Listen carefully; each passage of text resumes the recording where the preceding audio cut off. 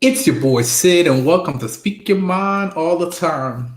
I'm back with another hot one, and I got a special guest, like always, my man, my partner from another mother, of course, who just celebrated a birthday this week. Let's bring him in, Mr. Rome, all the way from Cowboy Fan Talk, man. First and foremost, I want to wish you a happy belated birthday. I hope that Appreciate you got that. everything that you wanted, and it's nice to. It's another milestone, we call it, and I hope that the older we get, the wiser we get. That's what my father used to always tell me. So please let the fans know where to find you, and thanks again for taking the time to tune in and do this with me on Speak Your Mind All the Time, man. All right, appreciate that, Sid. It's your boy, Mr. Ron, Cowboys Fan Talk. I don't know what to say, man. Yeah, recently had a birthday. Nothing special, just get a little older. You know me. I'm a modest gentleman.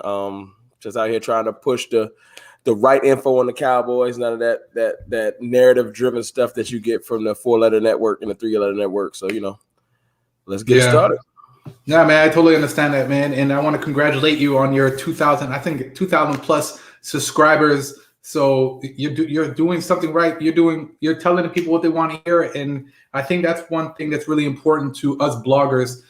We got to make sure that we keep it real, man, because there's a lot of people who talk a lot of garbage out there. And I do this because I love it. And I love to talk about the Cowboys, and I'm sure you do it as well. I just want everybody out there to know that we do this for the love of our team. Yes, sir. Yes, sir. I appreciate that, man. I'm still humbled that people like to come listen to me every day. So I definitely ain't the smartest one in Cowboys Nation. I've just got passion for the team, man. Like, tell everybody what I think. I'm sure I'm not always right. Ain't the smartest one in I apologize. I'm about to share the link, man. Yeah. It's all good, man. It's all good. Yeah.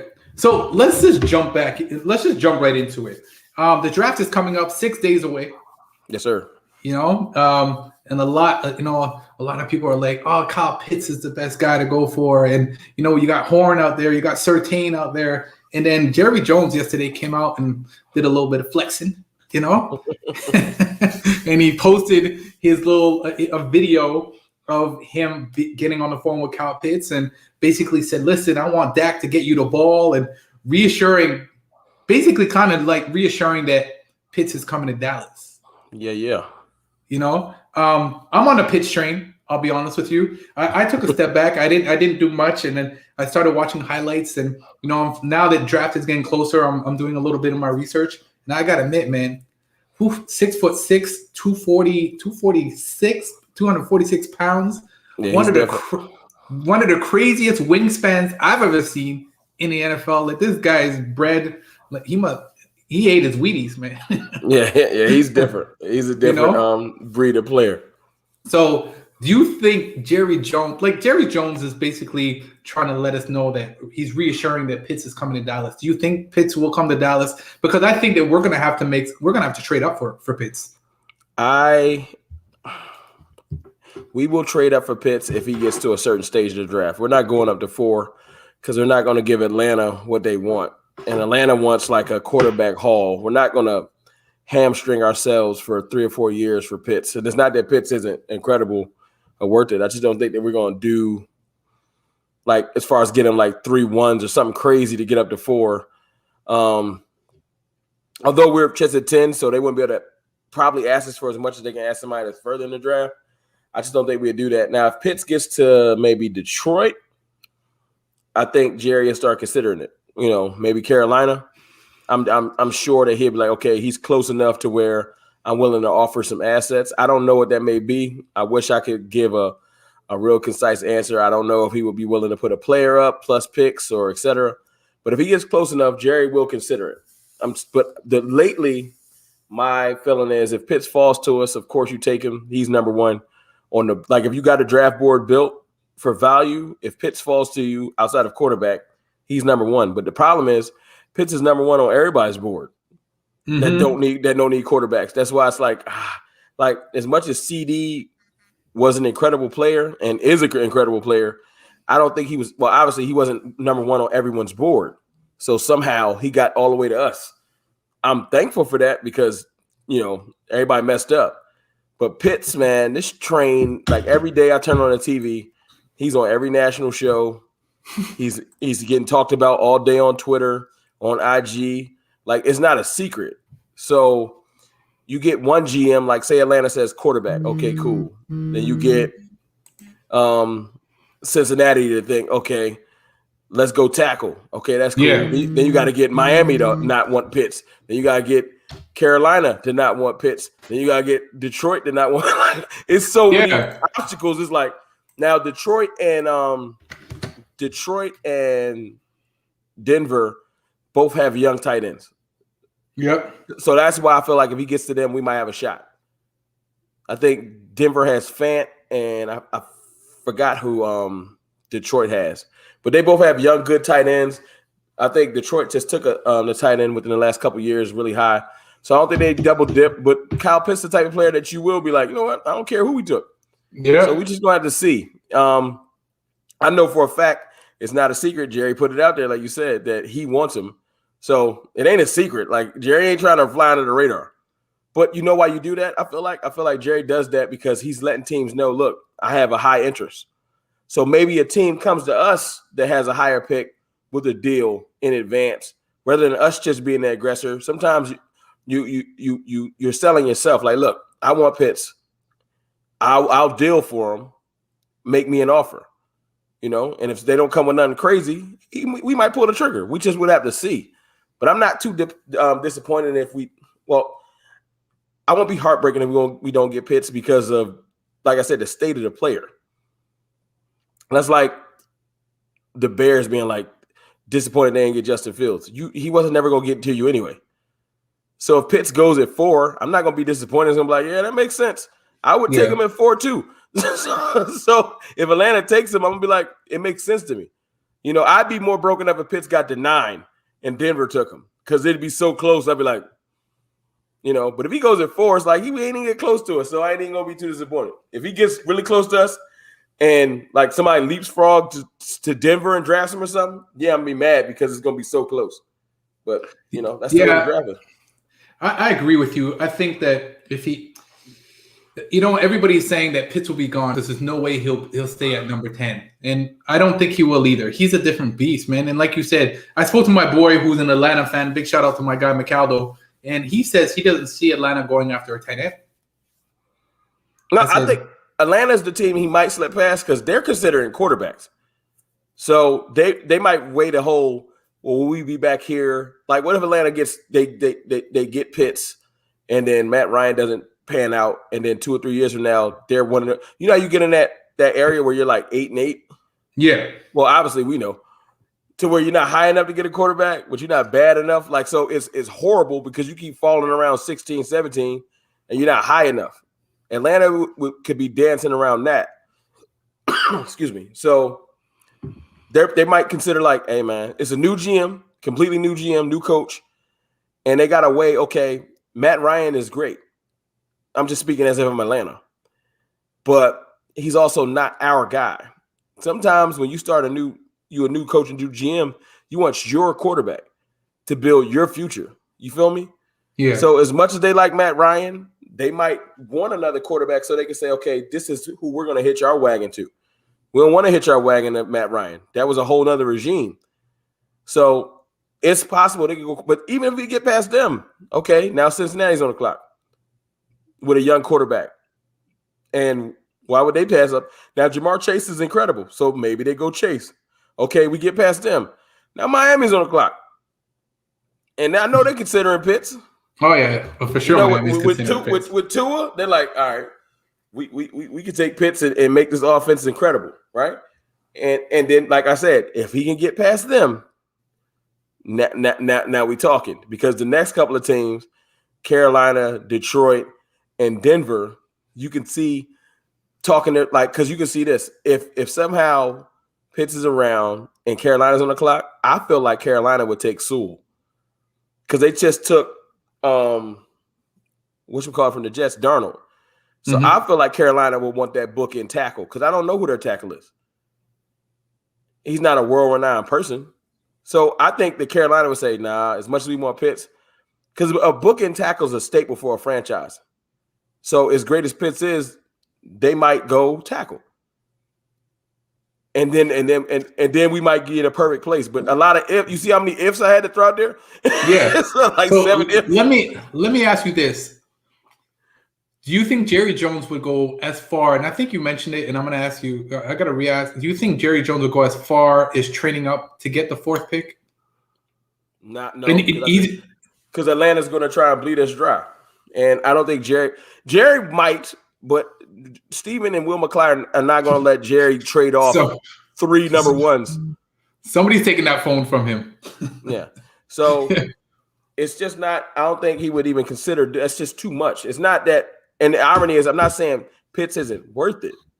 I'm just saying you would hamstring your whole future. You know. Now, if they're like, hey, if they said, give us your 1, swap your 1, and then give us like your next year's 2 and 3 or something like that, I would consider that. That's different. But I'm not giving you this year's 2 because we got stuff to do. We have stuff that we got to build. Like as much as, remember when we first started talking, there are some defensive players that I'm not willing to just give up my 2nd rounder this year. It's too important. Our 2nd round, excuse me, our 2nd rounder this year is as important as a 1 because of what we're trying to do. You know, so the 2 defensive pieces or Pitts and a high defensive piece is important. You know, so you think our next pick is definitely going to be on defense?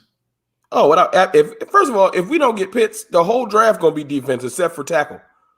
I feel like we will take a tackle and we'll take a receiver past the 5th round. We'll take a receiver in the 5th round, but that don't count. I'm only talking for rounds 1 through 4, which is like potential starters. 1 through 4 could be potential starters. It's going to be all defense. The only possibility is if we take a tackle. It's Pitts, a tackle. Because if Slater's there, we'll go offense still. I feel like if Slater or Pitts or Sewell are there at 10, I think our big board, I'm not in the war room, obviously, but the big board is probably Pitts at the top. Then it's Slater or Sewell, 1 or 2, or 2 or 3, in whatever order. And then the defensive players start. Because I can see it now, like as much as I love J.C. Horn, just made a video about it. You get a chance to put another bookend type player like Zach Martin, and I'm not saying Slater's Zach Martin. I'm saying Slater is versatile like Zach Martin. He can play multiple positions, you know? So if you get a chance, as much as you want to take J.C. Horn, there are some corners that are comparable. They might not be better, but there's not many comparable tackles to Slater. That could, because it's other tackles that are great, but it ain't other tackles that can play both guard positions and both tackle positions. Like he can play 4 different positions. They said the only thing he's not good at is center. That versatility lifts him up a notch. So when you're looking at like Liam Eichenberg and other tackles like Leatherwood, they're great tackles. I don't think Eichenberg can play guard, but Slater can. So I think that Slater would come off. But if I'm going to be honest with you, the reason why I feel like, you know, I'm naming the attributes of other players, as much as the media wants to find ways for people to take Pitts, when you're sitting in war rooms and you're looking at team building and you got as many needs as Atlanta, as great as Pitts is, you have a Kyle Pitts on your team. His name is Julio Jones. You have a humongous mismatch machine on your team. And not to be funny, the way teams are built, it's rare you see people with as many targets as Dallas, because having enough balls to go around to the players is a real thing. Ask Cleveland, right? You want to keep your superstars happy. We got a superstar receiver in Amari Cooper. We have a mid-level receiver. He gets more. Michael Gallup is great. Yeah. And maybe one day he'll be a 1 somewhere else. But he's not a top. He might not be. He might be out of the top 15 when you just name all receivers. You know. So, and then you got. I think CeeDee Lamb is going to probably jump him this year. That's probably natural, just because of the talent level. My point is,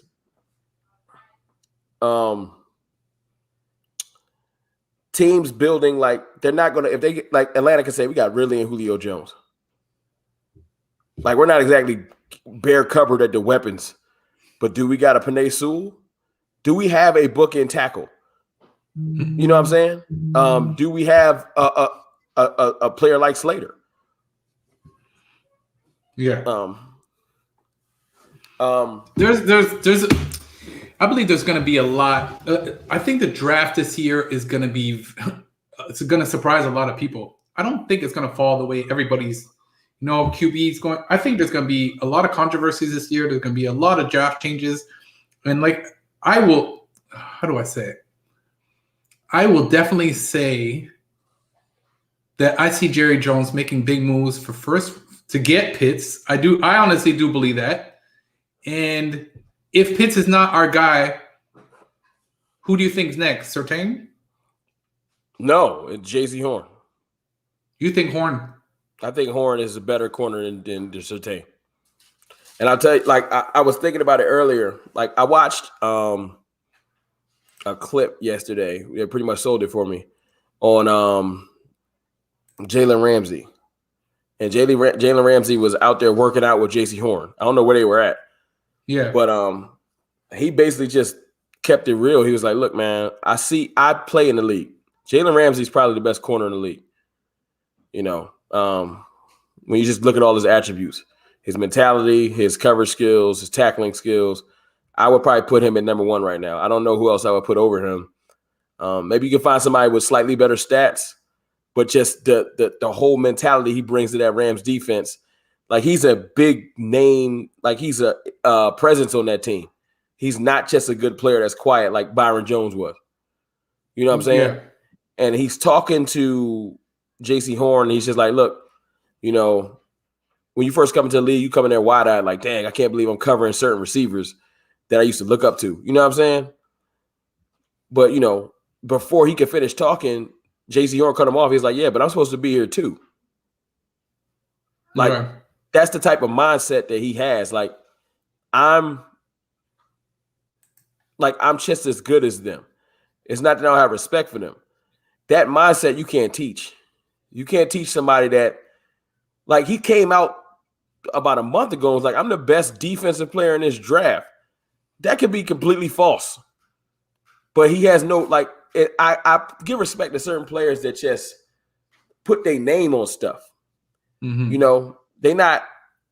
This ain't got nothing to do with being too cocky. It's just the confidence of it. It's kind of how Deion used to carry himself. And I'm not saying he's Deion Sanders. I'm not tripping. I'm saying that attitude that telling somebody, look, man, I'm better than you. I don't care what you talking about. I'm better than you. Like that, you can't teach that. It's in you or it's not. Some players are great players and they got great technique and they get coached up. And some players it's just like, yo, I'm better than you. It is what it is. And that's how J.C. Horn carrying himself. I can see it. Standing next to the cockiest corner in the league, they look like mirror images of each other, the way they was talking to each other. Yeah. For him to cut him off and say, I'm supposed to be here too. That's how Jalen Ramsey carries himself. It ain't that Jalen Ramsey don't get burnt sometimes. It don't matter though. The way he carry himself, he just carry himself like, yo, he carry himself like he Deion. And he not, but he act like he is. And that's important because that confidence. Is it confidence or is it being too cocky? No, I call it confidence.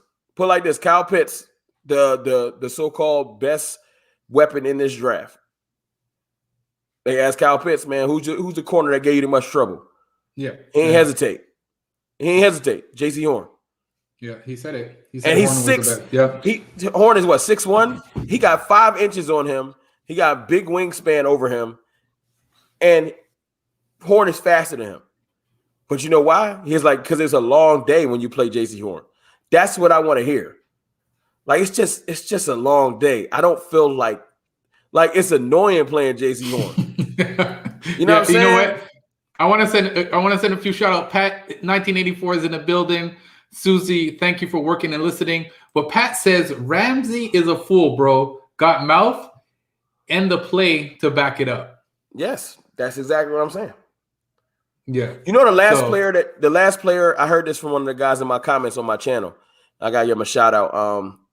He said the last player that Jalen Ramsey came out and co-signed was Derwin James. He know what he talking about. He don't just be throwing cosigns out. You know what I'm saying? And Derwin James, outside of that injury, is an animal. You know? okay. So I take, like I said, game recognized game. If you a So baller Yeah. and you see another baller like yourself, you can speak on it. Like, nah, he remind me of me. He ain't say he was better than him. He just like, yo. So I like the cosign, so I ran with it. So let me ask you this. So Pitts falls to another team. You think Horn is next. Let's just say I'm playing devil's advocate. Horn's gone too. Mm-hmm. You know, and it could happen. That's fine. If let's play numbers. Let's play musical chairs. Oh yeah, let's do it. Okay, so let's say 3 quarterbacks go. Right?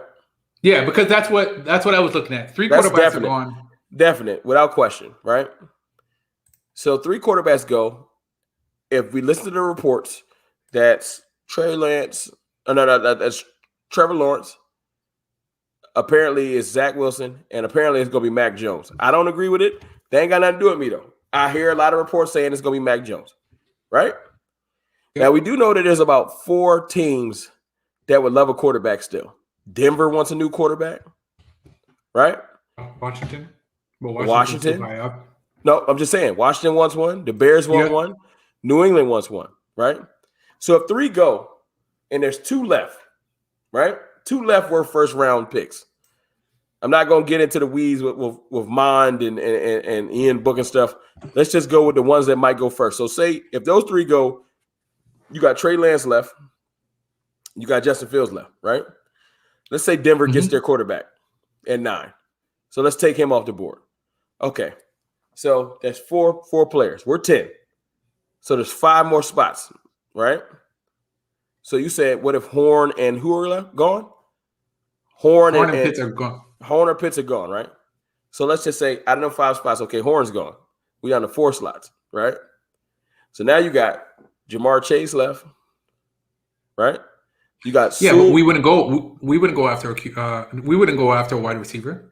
If Jamar Chase is sitting there at 10, they consider it. Trust me. Oh yeah, you think so? Is Michael Gallup better than Jamar Chase? No. Exactly. But my point is, I'm not trying to be mean. I'm just being real. No, you are. Yeah. You don't just pass Jamar Chase like, whatever. He's not a normal receiver. You can have an argument of who's better between him and CeeDee Lamb. Jamar Chase is a really good receiver. He's not a joke, you know. But my point is, I'm not even talking about him. He's just still there in my scenario. Yeah. Penei Sewell and Slater are both there. Still. So, in my scenario, like I said, Pitts and Horn are gone, right? Yeah. What if somebody wants another quarterback? What if somebody wants to jump? Right? Because Detroit said they would move. That would make how many quarterbacks go? 5. Oh, yeah. So in my scenario, I am positive that one of those tackles fall to us. It's not a question. And that's what the Cowboys want. One of those tackles would fall to us. Because there's no way that those quarterbacks go, say 4 quarterbacks go. There's no way that Jamar Chase is getting past the 10. We ain't got to worry about Jamar Chase coming to us. But if Pitts is gone, the next best weapon available is Jamar Chase.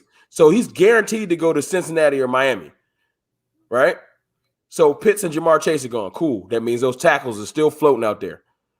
Another quarterback goes. Them tackles are still floating out there. We just need one person to make one more pick. And how do we know for a fact that all 9 teams in front of us just don't care about defense at all? Oh yeah, yeah. Because there's a player, there's a team like a Detroit with a coach like Dan Campbell, a tight end from the Cowboys, right? There's a coach. He's a smash mouth aggressive coach. He wants smash mouth aggressive players. We could look up and Detroit could take Micah Parsons because he wants somebody that fits his image. You feel me? My point is we almost can't miss because no matter what, there's so many quarterbacks going and so many players going. Somebody good is falling to Dallas. I'm not losing no sleep. I'm not losing no sleep if I wake up and Penei Sewell and Feldors or Slater and Feldors. Or Penei is 4 players that can come to Dallas. I won't lose sleep. Pitts, Slater, Horn, Sewell. Pitts, Slater, Horn, Sewell. One of those is going to be there. So if everyone's gone and Surtain is there, no, Pitts, Slater, Horn, Sewell, Surtain. That's 5. There's no way. There's not enough picks to keep us from getting one of them. So I'm good. We're walking away with something. Yeah. Say, look, our consolation prize is Patrick Surtain. You gonna really be mad?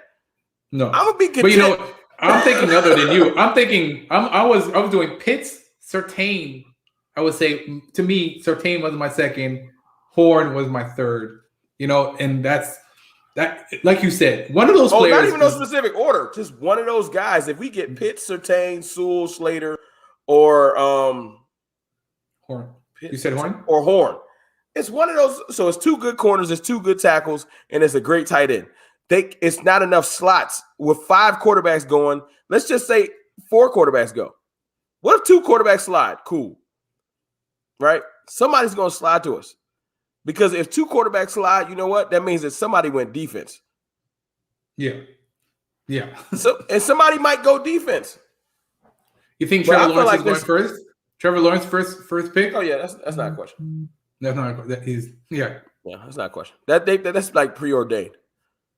You know, and then I would the Jets might get funky and take somebody else, but I think they're gonna take Zach Wilson. The only thing that I really can't, they keep saying Mac Jones to the Niners. I don't see it. But if Mac Jones slides, fine. But my thing with a quarterback slides, a person like, say for instance, New England at 15 is like, dang, I would love to jump up. But they don't want to jump to 5 or 6 because the trade amount is so crazy. But if you look up and Mac Jones is there at 11, you think New England ain't going to call New York? Like, hey, man, you want to drop back 4 slots? You know? 100% they would. You know what I'm saying? So, or they might call us. And as much as I'm saying, like, we wouldn't move back. New England call and offer you extra first. And you know who you take if you go back? Like, say we went back to 15. You just take the Joker out of Notre Dame. Notre Dame, yeah. You know what? And he was a hot the Joker was a hot topic a few months ago. Yeah, you take him at 15, you don't even feel bad. You might not take him at 10. Oh, but you take him at 15 and not lose no sleep and take your extra first-round pick and be content for next year. So that's my point. Pat 1984 says there's rumors that New England wants our pick. Well, they can have it if they want to. They got to throw that money out there. Yeah. But I do know the one thing that Jerry likes is to be in, as you can see, he just released videos of us talking to prospects. Yeah. Jerry likes to be in the limelight. So he's not giving that pickup for no you got to come with it because he wants to be talked about. It got to be, the trade would have to be noteworthy. Oh, the Cowboys moved back because they got 2 firsts or something stupid. Something stupid. I mean, you know, it's funny because Jerry Jones, and I said this earlier. I said Jerry Jones only posted that video and that conversation he had with Pitts because he likes to be center of attention. He likes the Dallas Cowboys to be, forget all the other teams. You know, look what happened last year. And I don't want to really bring up last year, but when they signed Patrick Mahomes, what was the next topic? What does this mean for Dak? Like, the Mahomes was there for like maybe an hour, and then the rest of the day, the whole media was what's going to happen with Dak. The media have been mad that they signed Dak because that was their go-to at least 4 times a week. That's all they want to talk about. That's it. Yo, so Cowboy X Factor, thanks for tuning in. He says, hey there, Dallas for life and Cowboy fan talk. The real draft starts at Falcons at 4. Could go with so many different options on the board as quarterbacks go with picks 1, 2, and 3. That's what you said earlier.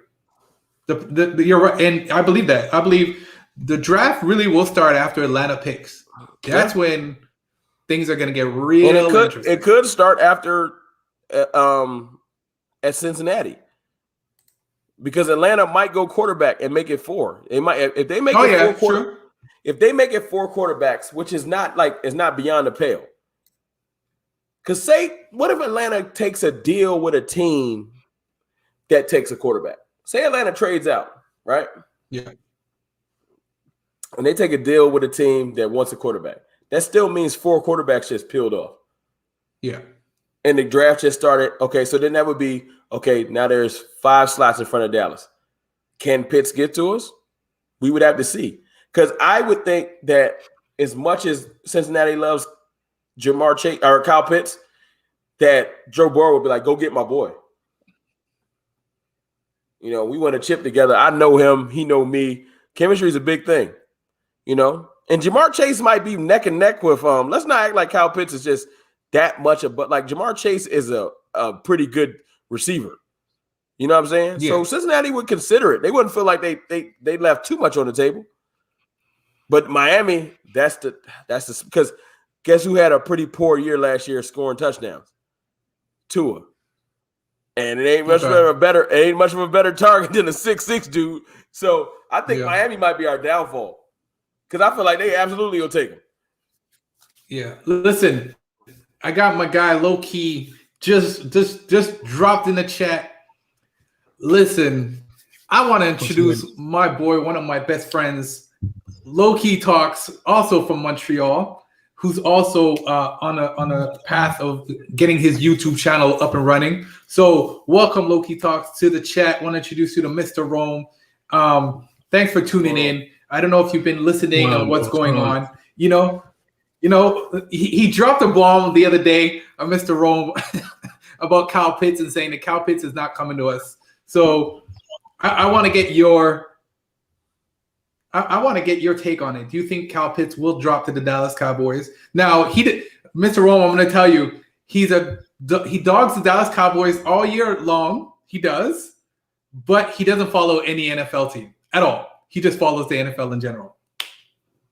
Well, so I'm not most people don't like Dallas.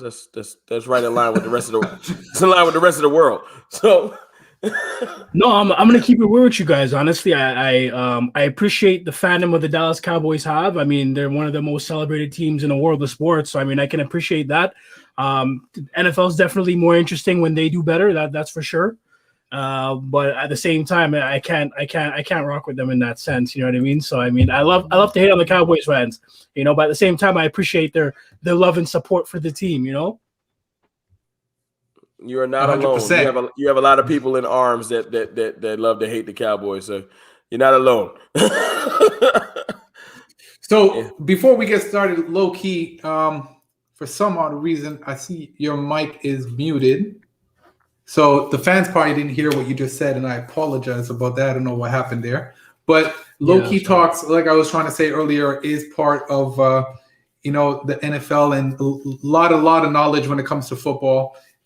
Let them know about you a little bit, why you're starting your YouTube channel, and the love that you have for the NFL, and why you never picked an NFL team or jumped on the Dallas Cowboys bandwagon. Well, first and foremost, I kind of, in terms of the whole starting up a YouTube channel and just doing the whole, vlogging and live streams and whatnot, I figured it was something that, first and foremost, definitely COVID has had a bit of an effect on everybody in terms of trying something new and stepping out of their elements and whatnot. Absolutely. So I figured that'd be a good, another lane that I could try and get into in terms of just doing things that I normally do on a regular basis. I mean, Sid, most of the time when we're talking, we'll talk for hours about the Dallas Cowboys and about the NFL in general. So I figured this would be a good opportunity to try to branch out and actually do something new, try to create or get involved in the community, so to speak, of fans of sports and NFL in general. So that's kind of how that started off. In terms of me not having a favorite team, to be honest with you, I've always been a Michael Vick fan. I always followed him wherever he went. He was kind of the guy that got me into football to begin with. I mean, that game against Florida State when, you know what I mean, in that national football or national college championship, that's kind of the day that I fell in love with football. And I kind of just rolled with Michael Vick wherever he went. And once he retired, that was pretty much it for me. There was really nobody else that I really followed to that extent. So at that point, I didn't really have a team because, you know what I mean, he moved around, you know, and moved around the NFL a couple of times throughout his career. That being said, I didn't veer to any team once he retired. So I was just kind of been, you know, I find it gives me a unbiased approach. You know, I can look at things more in an objective fashion, I guess you can say. So I feel like it gives me some sort of a different perspective. You know what I mean? I'm not looking at things from a fan's point of view. I'm just looking at, you know, somebody who's observing and just analyzing what's going on around. And sometimes it helps to have that point of view. Okay. Absolutely. Okay.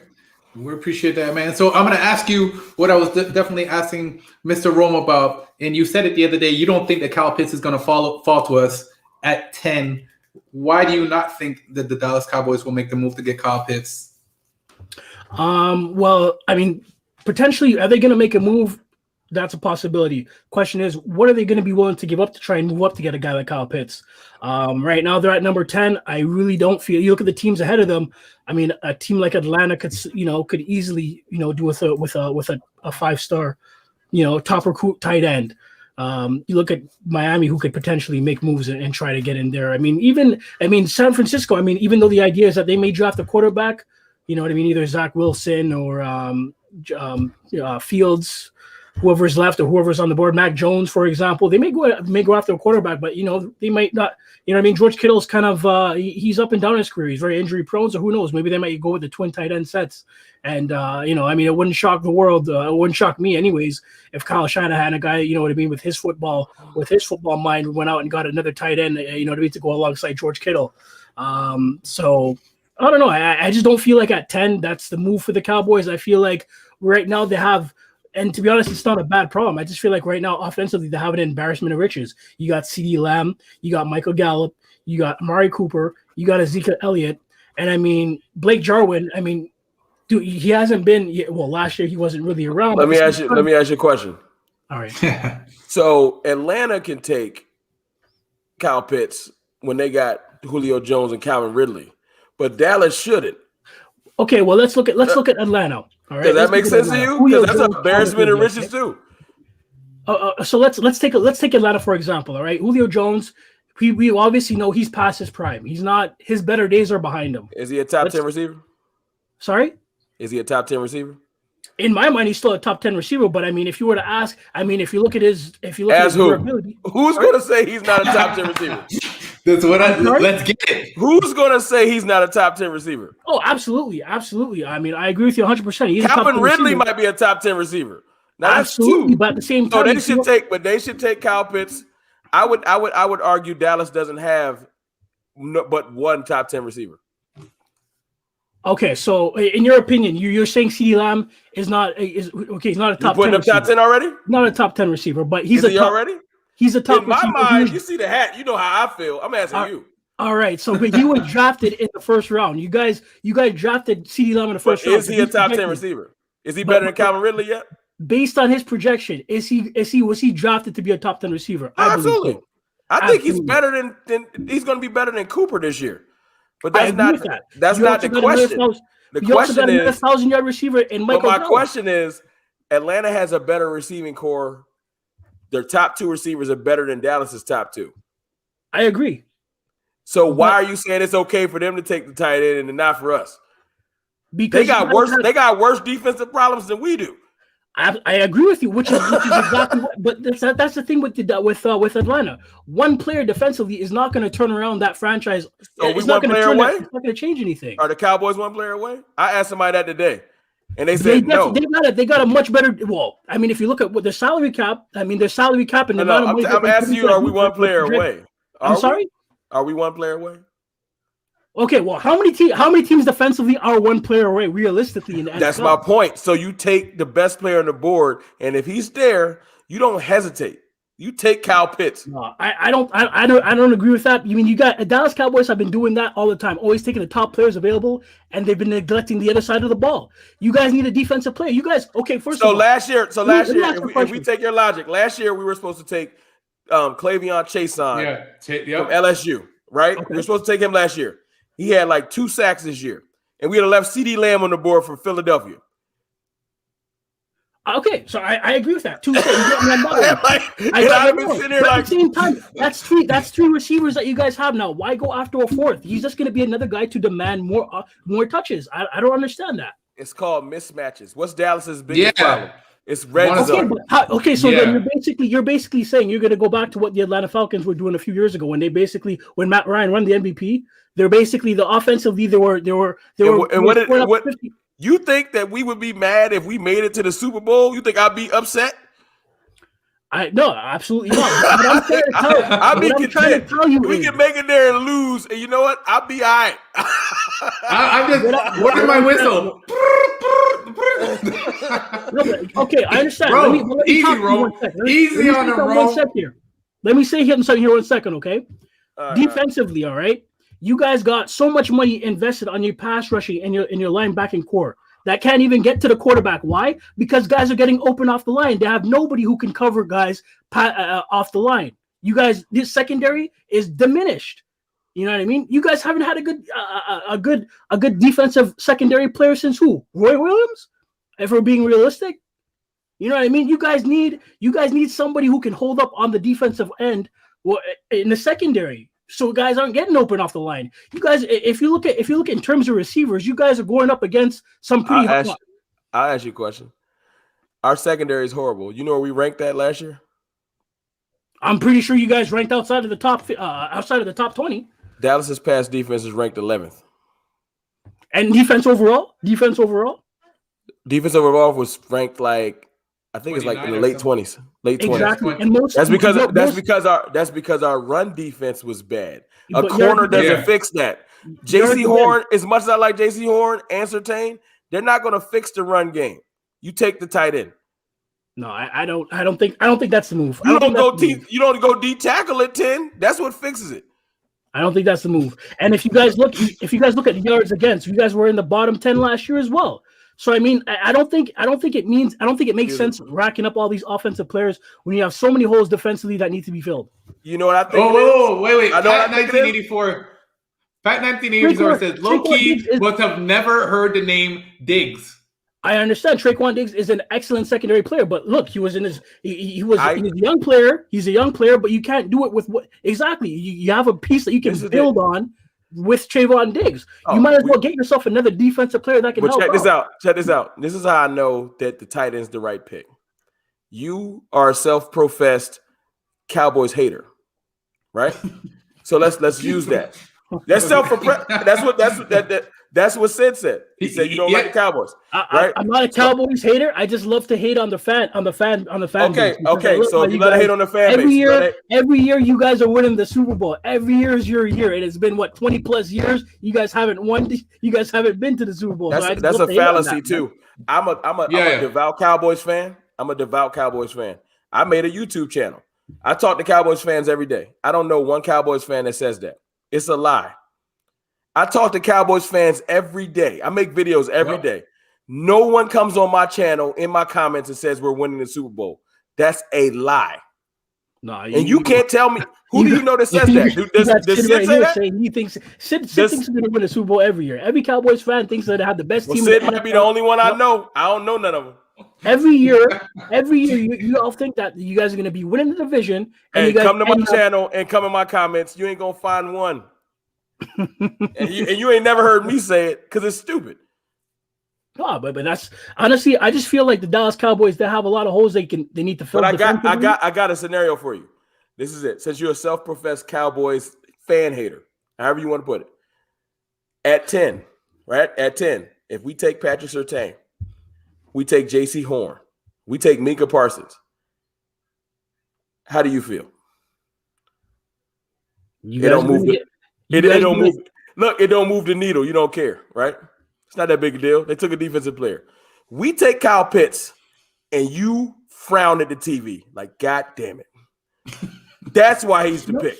You would honestly, get mad. If he fell to us, you would get mad. And that's how I know he's the better player. Because if we take any of those defensive players, you wouldn't care. If we take Kyle Pitts like every other person in America, you're going to say the same thing. Or in Canada, you're going to say the same thing. But they don't need another offensive player. The hate in you will bubble up to the top because you're going to be like, here they go. They're trying to score 50. It's going to make you mad. And if we take Surtain or Horn, you're going to be like, okay, who's going at 11? It's not going to move the needle. We take Kyle Pitts, and you're going to look at the screen like, they got another one. I know it is. That's why he's the pick. Honestly, Kyle Pitts, to begin with, I really don't feel Kyle Pitts is going to drop that far. So, I mean, unless you guys make a move to move it. That's where we agree. That's where we agree. He probably won't get to us. He won't. I don't think he's going to be on the board at 10. I mean, if anything, you guys. I would love it. I'm not. I can't lie to myself. He's like this. It's not a secret how good he is. Oh yeah. So someone's going to probably get him. Absolutely. Do I think that he can get past Atlanta? Sure. But between Miami and probably Cincinnati, Miami and Cincinnati, that's our. Now, if he gets to Detroit, we're in play because Jerry on the phone. If he gets to 7, Jerry's like, hey, man, do I think he can pull it off? I don't know. But if he gets to Detroit or Carolina, Jerry's calling. It ain't just Jerry. If he gets to 7 or 8, they getting a lot of calls. If he slips that far, a bunch of teams is calling. Philly calling, people calling. So it'll just be best deal available. But I think it's too many good players, as I was telling Sid before you came on. You can't keep Dallas from getting a good player. So I'm not losing sleep. It's not enough chairs. It's musical chairs. You can't keep Slater, Sewell, Surtain, Horn, Pitts. Someone is going to follow us. And look, this will make you really mad. If Jamar Chase is there, they'll take him. They'll take a third receiver and make everyone mad. If Jamar Chase is there, his value is too high. I don't think Jamar Chase will be there. I think Cincinnati is going to. No, I think Chase is going to go too. You're right. I'm just saying. But either way, look, you think I would be sad if we get Slater or Sewell? I'll be happy. I'll have a good evening. If we get one of those tackles, if my consolation prize is worst case scenario, I get Patrick Surtain, you think I'm going to be frowning? No, he's a great corner. But if people do like they always do, they try to outthink the room like the Eagles GM, and they're like, I know what I'm going to do. And you get a person taking Minka Parsons because he looks like a passer. And things start falling our way. Because last year, I'm telling you one thing, I ain't see CD falling to us. Not even close. Nobody did. But then Atlanta tried to outthink the room and take AJ Terrell. And I was like, well, take him then. All right. honestly, if Kyle Pitts falls to 10, it would be stupid for Dallas not to take him. I just don't feel like that's the move. We taking him. We taking him. So Cowboys X Factor. Jerry would walk from the yacht on foot, on water, to hand that card in. Yeah. So Cowboy Factor had a question. This is the same Jerry Jones that wanted to draft Johnny Manziel. It was Steven that had to step in and pull the plug on that. That's not the same though. Yeah, because quarterback's a different position, so that's a little different. Yeah, but honestly, like I said, I mean, if Pitts falls to you guys would the Cowboys would be stupid not to take him. The Cowboys would be stupid not to take him. But I just don't feel if I was in their shoes, that wouldn't be the move. I mean, I wouldn't even be looking to. I mean, definitely you could look at him, but to me, I'm looking at the defense. Last time we did that, a dude named Dave Campo said, "Don't take Randy Moss, take Greg Ellis." And we still mad about that. We need Greg Ellis. And Randy Moss went on to be Randy Moss.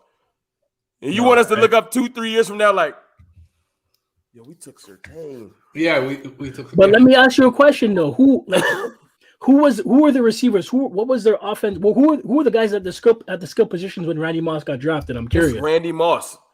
Unless it was Jerry Rice or Michael Irvin, we ain't got nothing to talk about. It's Randy Moss. Hold up. Before we go any further, Randy Moss made Dante Culpepper look like Steve Young. It's Randy Moss. He'd have made Quincy Carter a Pro Bowler. No, I agree, So- but I mean, it's definitely in hindsight, it's easy to say Randy Moss was the obvious choice, but I mean, in that at that time, who knows? I mean, They said he was high on the board. They said that Dave Campbell didn't like his attitude in their interview. yeah, that's the thing. He had a lot of issues coming out of college. I mean, it was his attitude. There were questions about his work ethic. I mean, I don't care if Kyle Pitts curses at everybody. No, he's a good kid. We'll work through that. We got counseling. We'll get you some counseling. Yeah, Come to we'll get you. We'll get over it. Honestly, he freak of nature, man. 8 feet wingspan. I mean, 440. I mean, that's why he's not gonna make it to 10.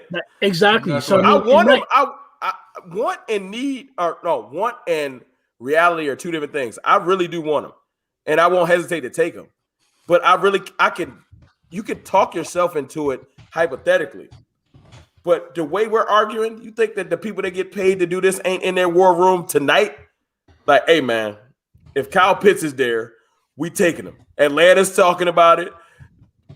Miami, the war room's like the draft's next week. So they're probably up late now eating takeout for the next 7 days. Looking at players, you know what I'm saying, building their board. Kyle Pitts is at the top of everyone's board. It just is what it is. So, yeah, I would love him. It is. And another thing is, let's say, for example, Kyle Pitts falls to 7, right? Dallas Cowboys are going to be on the phone with these teams, trying to make a deal. But at the same time, at that point, all the leverage is in those teams' hands, because what are they going to be? What are they going to be asking? Is Dallas going to be willing to part with whatever these teams are going to be requiring? Because I'll tell you one thing. And look, I hate to always do it, but it is what it is. If he gets to Detroit, I'll be throwing Michael Gallup with, hey man, y'all ain't got no receivers. They lost Marvin Jones and Galladay. No, so I was gonna say that. Because I would move CD. CD's going to move out of the slot anyway. Yeah. I would move either draft another slot later in the draft, or I would move Cedric Wilson into the slot, because Cedric Wilson is great. And then I would take Kyle Pitts. And look, Michael Gallup wants to be a 1 anyway. Go be a 1 in Detroit. Now, this is a super hypothetical, and I'm not the GM, so they probably ain't even thought about that. But I would, because they don't got a receiver. They let both their receivers walk out the door. That's why I feel like Detroit might take a receiver. Funny. I'm sorry. Go ahead, Sid. No, I was saying it's funny because I was thinking about Gallup might be on the trading block, man. I think he might want to be one of those guys that we might put up and say, hey, we'll get the perfect scenario. I don't think they want to trade him. I think he's an unrestricted free agent next year. So, I mean, it's either that or they might just lose him for free. You know what I mean? That's why I said somebody like Chase would be considered. Because you're like, okay, look, we're not going to pay Gallup. Now, do I think we're going to run 4 wides this year? No. But if you're like, okay, I can get Jamar Chase for 5 years on a rookie deal, as much as the media would hate it, you immediately start to try to shop Gallup. If you can't shop him, you run 4 wide for the year. It is what it is. Because then you'll look up and say, I got Amari Cooper, Jamar Chase, and CeeDee Lamb. Who wants some of that? No one. Nobody want none of that. So I wouldn't, if Jamar Chase is there at 10 and everybody else is gone, I'm BPA all day. Only time you don't go BPA is when you got a quarterback you just signed. Like, because I don't think they'd take Justin Fields if he's there at 10, because then that's just confusing. Unless you plan on trading him. Yeah, I mean, So I don't think that. I think BPA don't apply when you have a franchise quarterback under contract, like that. Not like late in the contract, but like early in the contract. Like you can't sign Dak and then take Trey Lance. It'll be like, no, I know what it looks like. It looks like what Philly did, and you see how they looking. you take a quarterback high after you pay your quarterback. Or you could be like Aaron Rodgers and go out and win the MVP. You know, after your team drafted a quarterback in the first round. You know what I mean? And that's why he's Aaron Rodgers, because he ain't no joke. They confused now because they took that quarterback high and they don't look. Like I said, they don't know what to do with him, because now the quarterback you took, his value is low as possible. Because everybody, if you try to trade him, no one's going to give you nothing. They're like, yeah, you're just trying to dump him. So I'll give you a 5th. So you wasted a 1st-round pick when you should have took a running back or something or whatever. I don't know what Green Bay needs. I got my own team problems. Listen, we don't care about other teams. We just want to know what's going to happen. I'm still trying to figure out what we doing. Yeah. So I have, by the way, low key. So a lot of people said we're talking and saying low key is a low key Cowboys fan. Laughing out loud, that's definitely. And I don't know about that. I mean, like I said, man, I love to trash you guys, man. I love to, to heckle you guys, but I don't know if I love the team like that. Hey, man, get whatever. If it's fun to you to do that, hey, your fandom just different than ours, but it count. Yeah, 100%. And somebody did say, if you don't see us taking Pitts, who do you see the Dallas Cowboys taking, Loki? Like I said, a guy like Patrick Surtain. I mean, you got to go with. I feel like the Dallas Cowboys need to look at their defense. I mean, personally, we know that. You're not preaching to the choir here. We know our defense needs work. Okay, and somebody brought it up the other day when I was doing my live stream, and they said that D-Law is going to have a breakout year this year. I'm not. Mr. Rome, I'm not a big D-Law fan. I haven't been for the last 2 years. But I believe that signing Dak was a big momentum for this team. 100%. Like that put it we're set in stone. The team now, their quarterback is set, and a lot of players are coming together. They're all at early training camp together. I think D-Law struggled last year, though? It's because of most D-ends that have great years have incredible D tackles next to them. D-Law is playing next to third-string D tackles and getting doubled because Antoine Woods ain't doing nothing. He just not. Tyron Crawford playing D tackle was a horrible idea. We should not have been moving him inside. Neville Gallimore showed some flashes, but he was a rookie. But Tristan Hill tearing his ACL, who was supposed to be a starter, and Gerald McCoy tearing his quad, who was supposed to be a starter. We went into this year with 2 of our D tackles gone. This is where I get confused with the media about how bad Dallas is. Because the amount of injuries we dealt with last year, we had the second most injuries in the league behind San Fran. 4 QBs? We had I'm not even going to get the quarterback. We had 2 starting tackles gone for the year. Tyron Smith played 2 games. Zach Martin missed 5 games with concussion issues and a knee issue. So he was out. We lost our starting center before the season because he retired. So he was gone. That don't count. That's fine. We lost our starting tight end first game. Tore his ACL. Gone. We had our our starting linebacker break his collarbone early in the season. Gone for 6 games. You know what I'm saying? We had our corner, Chidobe Awuzie, miss at least 8 to 9 games. Preach. He wasn't really in. So half our team hurt. I didn't even get to the fact that our starting quarterback broke his ankle in half and picked it up and carried it home. We had 4 different starting quarterbacks, and we still finished the year with 6 wins? You're not telling me that all of those, and Ezekiel Elliott had a hamstring issue that people don't even bring up. They just let it rock. We rolling out there with Steele at tackle and Cam, what was it? Cam Irving? Who was the other tackle we had? We had a whole bunch of random dudes in and out of the tackle lineup. And like I said, the D tackle situation was horrible. So then you got Jalen Smith playing out of position because they tried to put him in another position with a horrible scheme. Clinton Dix didn't even make the team. He got cut. It was just poorly put together. I'm not making excuses. I'm just saying that when most teams have injuries like that, like when they bring up San Francisco, when you hear anywhere else, they say, well, you know why San Francisco's going to be good? Because half their team is returning. When they bring up Dallas, it's like, hey, man, they was trash. Why? I don't care why. They was just trash. We don't get the benefit of the doubt. I mean, and on honesty, despite all the injuries offensively before Dak went down, I think, they were still holding their own offensively. I just felt like they couldn't. There was no point in the season where I was like, okay, they could stop other teams from scoring. They can give their offensive chance. Their offense doesn't have to score 30+ points a game in order to be competitive. You know what I mean? But our biggest problem was our run defense.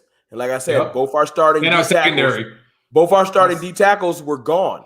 So when you gash a team up the middle for like 100-something yards in the first quarter, and then they start to sneak up, then you throw it over the top. That's why earlier in the year we looked so trash. But when we started to get some players back, like when Randy Gregory came off suspension, Leighton Vander Esch came back. That's why our defense came back up. We were ranked the worst defense in the league early in the season, but we came up 11th pass ranking defense, and I think we were 31st in the run, but that made us 23rd overall.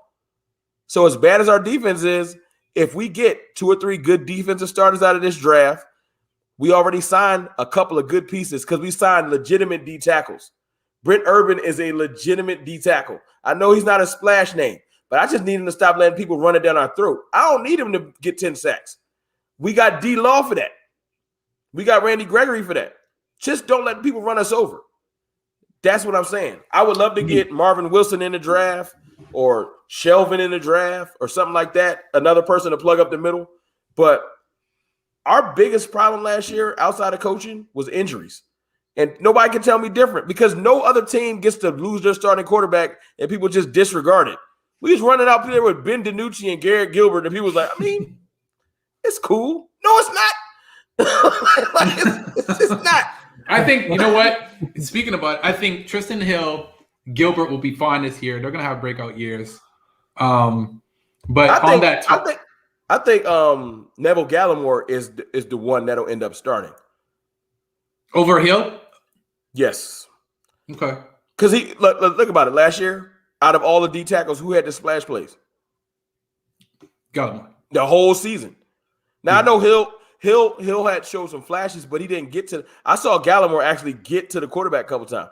Oh yeah, a few times. I was excited because I'm like, that's my Canadian born, from Ottawa. So I think the season we're going to start Gallimore, and I think Urban might start.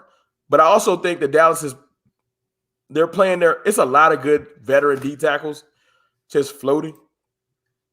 And at this stage of the year, you can offer them like $8 to come play for Cowboys. So like Geno Atkins, Gerald McCoy, they will bring another veteran on this team for super cheap because that's how we give it up. I'm not saying they're going to be world beaters.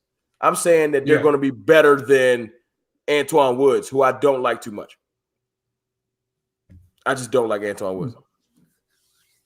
So we're going to wrap this up a little in a few minutes here, but I want to ask you. I'm sorry. No, I could go on. I could go. I mean to cut. I know I cut you off a second ago. I'm sorry. I just get passionate sometimes. I apologize. No, it's good. Before I ask the next questions, I just want to give you guys a chance because there's some people in here. Guys, please, in my description below, I have everybody's Twitter information, Instagram information, YouTube information. Please, guys, sub up to our channels because, like we said, we do this to bring you guys exciting content. I always have different people on the show. So, Mr. Rome, please, before we go on, let the fans know where they can find you.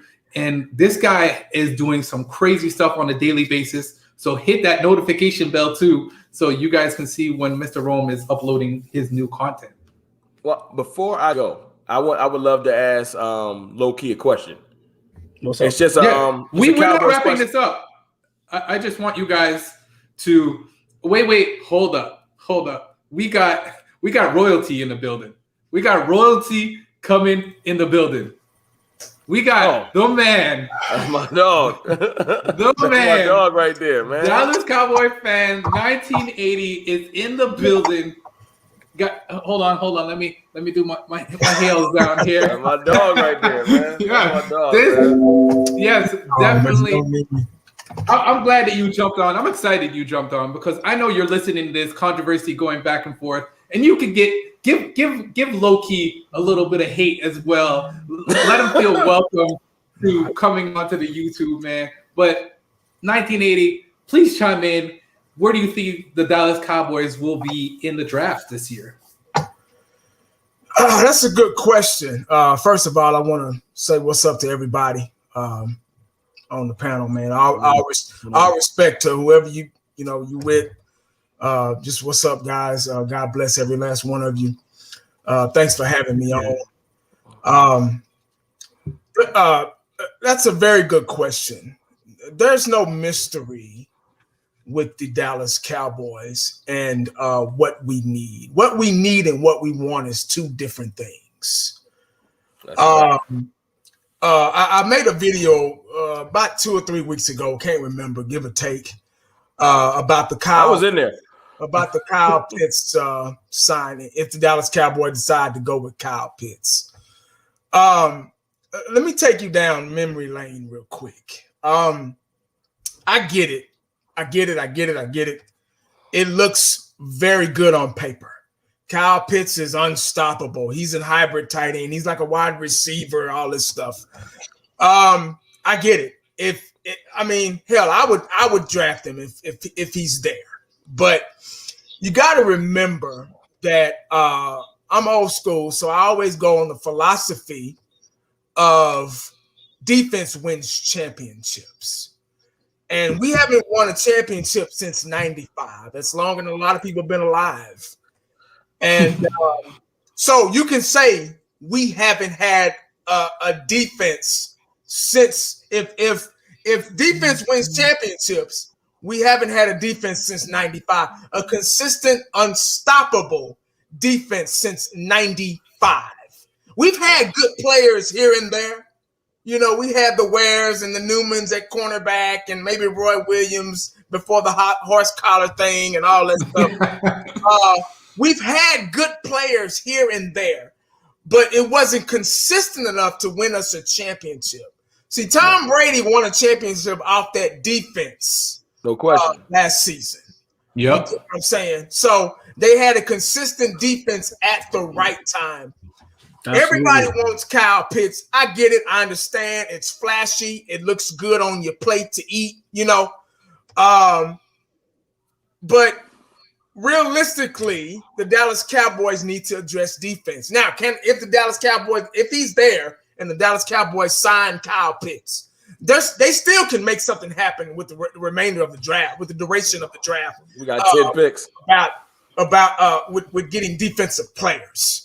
It's the defense. We have no problem. We got 2 tight ends that are really good if they're healthy. You get what I'm saying? So, but I get it. It looks good. It looks great. They're putting out stories about Jerry. That's the bait everybody in. You see what I'm saying? Oh, Jerry, like, just because Jerry likes him and shaking hands with him, changing his diapers, going out to eat with him, and all that don't mean we gonna grab this guy, man. I'm just being. I've been around this game for 40 years. I'm just being honest. It don't mean we gonna, because a lot of people gonna get their feelings hurt come draft time. You get what I'm saying? I'm seeing all these videos and film sessions on this guy, and I get it. He's almost like a CeeDee Lamb type guy. You know, if he's there, go ahead and pick him up. You know, take the chance. I got a question for you, 19. What's up, dog? I got a question. Look, I already know your expertise because of course, you know I'm a big fan. Yeah. DBs are your expertise. I just made a video. I've been back and forth because, like you said, I'm taking Kyle Pitts and not losing sleep if he's there. But let's deal in reality. Right. Kyle Pitts probably gonna be gone. So it is what it is. Right. Let's talk corner. Because I know that shit. Don't even ask me that. I want to know. Certain or Horn. Because I made a video earlier. I think I'm Horn now. And I'm back and forth like every other day. But Jalen Ramsey just did a little workout with Horn. Okay. And I just he was in the video and they was talking demeanor. He was talking about measurables. And he was like, look, man, I play in the league. You got all of the physical tools. Right. But he was basically just saying, I like your attitude. Right. You know? And JC Horn was like, yeah, man. He's like, because when you get on this stage, this the biggest muscle in your, on the field. And JC Horn just looked like he got that. And I'm not saying Surtain don't. But I'm just saying my gut, and I'm not Will McClay, but my gut, I'm rolling with Horn. That's who. Now, if we get Surtain, I ain't gonna like get mad. I'm gonna be like, oh, we got an incredible player because his technique and everything is incredible from what I see with my limited experience on judging DBs. That's why I'm asking you, what do you see when you look at both of those players? Because that's who we really probably gonna be choosing between. You know what? I'm gonna be honest with you. The only player out of the two I've only looked at Surtain. You're like that's me. I looked at Surtain. But I'm gonna tell you something. I'm gonna tell you something real quick. I stopped doing that. I stopped looking at players and I just stopped because the draft is like, for example, as an analogy, the draft is like Toys R Us.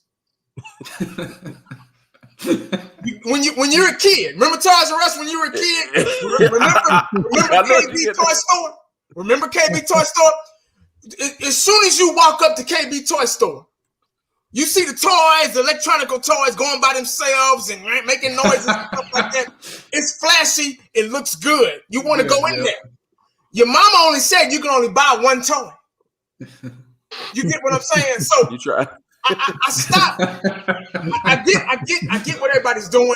You going doing your research. Can't help it. Your homework with these can't guys. help. Yeah.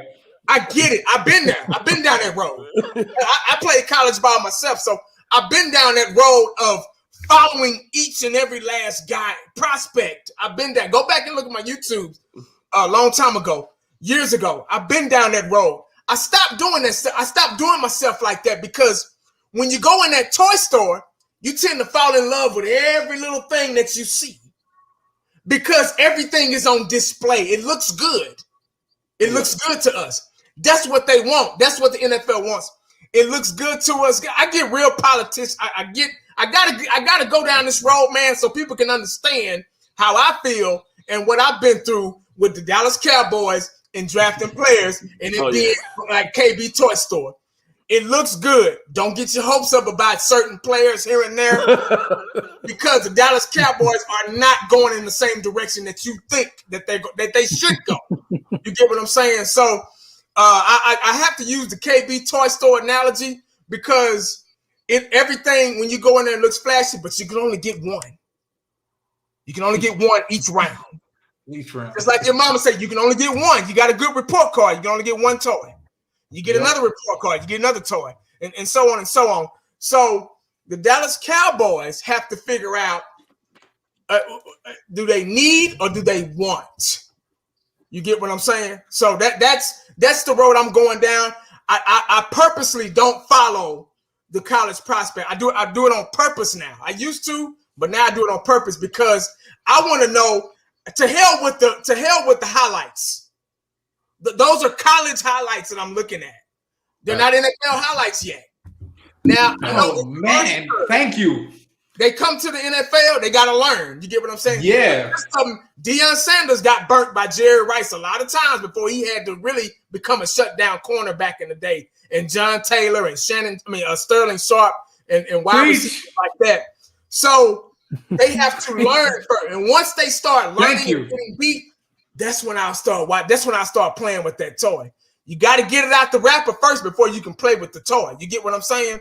See, right now, all these toys are in the wrapper. They're in college. They're being taken care of. They're still in the wrapper. Once they get out that wrapper, like Diggs, now Diggs got his first year out the way. I can go and study him and boom, boom, boom. Okay, he needs to work on this. He needs to work on that because he's out of the wrapper now. Yeah. You see what I'm saying? So that's the KB Toy Store, the Toys R Us analogy I have to use when it comes out to the draft because all these jabronis get on here and they start producing all these videos about who we gonna get. They act just like the damn media, man. They act just like them cats on the radio, on ESPN and Fox and all that stuff. They try to bait you in and get you to watch and watch and watch. And it's the same shit, man. It's the same shit every year, man. It's the same church, same choir. It might be a different church, but they singing the same song. You get what I'm saying? Yeah. So I totally agree with you. I was saying that. I say that a lot. I watch these highlights and I'm like, man, they're going up. Some of these players in college are not even. They're not even looking to get into the NFL. You understand? Some of these guys are just riding out, getting their education, playing football. These guys are coming into the NFL. You're jumping into a different type of league, a different type of genre, And the other day, BJ Nix and Jay Tuck said it. They said, if we get Kyle Pitts, he'll be starting. I said, what? You think that right off the bat, they're going to throw Kyle Pitts and say, you're a starter going forward over Blake Jarwin, who's experienced? I mean, don't get me wrong. Those guys are injury prone. But I'm asking you guys, do you guys think that if we get Kyle Pitts, he's going to be good enough to be a starter? Yeah, no question. Yeah. You can't draft a guy that high in the draft and not throw him in the starting lineup. Anyway. Jerry would make him start. He's not drafted. That's when you get into the politics of professional football. That first rounder, more often than not, is rare. Unless it's like certain instances, like with quarterbacks and stuff. When you go first round, you go 10, they're drafting you to start. They're not drafting to play with it. Now later, later in the I feel like later in the draft, certain players could come in and might have to work their way in. Like if we get a linebacker second round or something like that, somebody that just ranked high, they might not start right off the bat. I get that. But if you get Kyle Pitts, and there's no slight that look, Jarwin is incredible. I ain't gonna be mad if we end up with still Jarwin. It's just that it's really hard to act like Kyle Pitts doesn't have special attributes. You just be lying to yourself. But you also would be completely lying to yourself if you really think that we're look, like I like to say all the time, I'm a small YouTube channel. I'll argue about stuff hypothetically all day. That's kind of what the whole essence of it is. But there are people that get paid thousands of dollars, hundreds of thousands of dollars that are sitting in war rooms right now. The draft's in a week. So they're going to be round the clock for the next 7 days. There's no way in the world. We got 6. Oh, yeah, 7. You're right. Those 5 to 6 teams that may take players in front of us, even if the quarterbacks go, are just like, he's just a tight end. They sitting in there right now like, hey, man, even Denver, they just took a nice tight end. They're considering it. So we got to dodge a whole bunch of, landmines for that to happen. So that's why today I made the video like I'm rolling with horn because I want to be – you can make your hope videos. I made my hope videos. My stance is clear, but I'm back to normal. Okay, we probably go into a defense. Or we probably, if luck breaks our way, I would take one of those tackles and not lose sleep. You think I wouldn't be happy if Slater fell to us? That's how you build a team. You take Slater and put him as the guard opposite Zach Martin with Tyron Smith and Collins, and then you road grade people. But if we get one of the corners, do I think that'd be incredible for our defense? Absolutely. Hell yeah. Yeah. And if a fairy tale happens and Kyle Pitts is there, we can talk about it after the draft. Like, I don't know how it happened, but it did. That's what happened with CD last year. Before we go on, I want to thank Low Key for jumping on the show. I know you just text me telling me that you gotta wrap it up. But Low Key, please let the fans know your Twitter. And guys, Low Key is going to be coming on the YouTube venture. He just opened up his YouTube channel. He's just waiting for it's under construction, but once it's up and running, I will let everyone know where to go subscribe to his channel. Even though he's a Cowboys hater. But he's definitely got a lot of knowledge. And I think secretly he's an Atlanta fan because I see a lot of Atlanta jerseys back there. But that's another topic. So yeah, those are all the Mike Vick jerseys, part of my Mike Vick collection. Low Key, let the fans know where to find you on Twitter and let them know your handle for your YouTube channel. And once it gets up and running, we'll make sure we get people to sub up and definitely go check you out. Absolutely. Yes. You guys can find me at Low Key Talks on Twitter. Again, Low Key Talks on YouTube. That's LOWEKEY Talks TALKS. As Sid said, I'm going to be coming out with I'm going to be dropping some content pretty soon on YouTube, so look out for that. So just follow me on Twitter and then wait for the news, and when the news drops, I'll definitely post it there. And looking forward to coming back on Sid, chopping up with you guys once more. Had a good time tonight. I'll definitely be back on the show to hopefully before the draft, and if not, then we'll talk about the draft after and see what transpired, and we'll chop it up on that. No question. All right, man. I appreciate you coming on, man. Please go check him out. Thanks, Low Key. I appreciate you guys. All right. Later. All right, guys. Now let's get to the Dallas Cowboys. So once I hope I'm not going to take too much of your time here. I just want to ask you guys one quick final question. Once the draft is done, we get Pitts, we get Surtain, we get our defensive players where we want to be. Yeah. Where do you guys see the Dallas Cowboys? What's the next move do you think the Dallas Cowboys got to do? Because we got to go get some of these free agency guys. And I think we've been sleeping on the free agencies, to be honest with you. I think we signed Dak, and it seems like Jerry Jones said, okay, we're going to sign a few people, or Stephen Jones, sorry. We're going to go sign a few people, but we're not going to go after crazy people because we want to see what's going to happen in the draft. And I think we're going to get scrapped. I think we're going to get scrapped after the draft. That's my opinion. But what do you guys think will happen? And do you guys think that we're going to be doing some big moves after the draft still? You want to take it, 1980, or you? No, go ahead, Doc. All right. I'll put it like this. I'm not going to say I assimilated to what Stephen Jones put on us because he kind of didn't mentally messed us up. You know, he kind of he got us kind of used to shopping at Dollar General for players. So you start to lie to yourself like, yo, we get value. It's not necessarily that. I think it's somewhere in the middle because I feel like the team that comes out and spends the most in free agency every year almost never is the team holding the Lombardi at the end of the season. So it's not that you need to spend the most. You also don't need to do what we do sometimes, which is spend nothing. You got to find the sweet spot. You know, you got to find the players that really can bring value to your team. And that's where I kind of agree with Stephen Jones. Like, yeah, we do need to find the right players. But when they're available, you need to spend some money. Like, you can't always lowball everybody. So that's where he needs to make some changes because his strategy is not horrible. You don't go out and do what the Patriots did because that doesn't always – you can't buy a championship. Not in football. People try, and they almost always fail. But you can put the right players in the right place. And I feel like for because this year, because of the salary cap, it's an odd year. There is an immense amount of veterans left over that can bring value to teams. It's weird. I think there's like everyone that were signing players kind of stopped. Like, all right, let's see who we can get in the draft. And then we're going to have something that we've never seen before, which is like second free agency. Because as you've seen last week, you saw Richardson hit the free agent market. You notice he didn't get picked right back up? It's because I think teams are like, okay, let's see what we can get. The draft is really close, and we're going to get second free agency. So you're going to have Casey Hayward, Poole, you're going to have Richard Sherman, you're going to have Geno Atkins, you're going to have Gerald McCoy, you're going to have those type of veterans they're not going to get humongous money because the money's spent. So all those players aren't really jockeying for big contracts. They know it's over. Like Sheldon Richardson, although he could probably dictate a decent contract in a normal year, when you get released at this time of year, the team that released you effed you with the money. You're not about to go get $7-8 million. They left you with the $2 to $3 million that a team's going to offer you, and you're going to go out and put your best foot forward. Like, who was the dude that got the contract from the Bears that came to us? The DN, Robert. What was his name? I know who you're talking about. Let me hold on.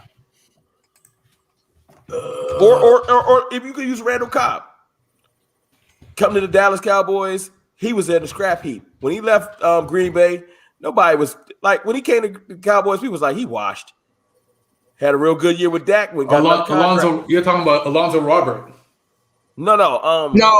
Urban Brent. What is his name? From Chicago.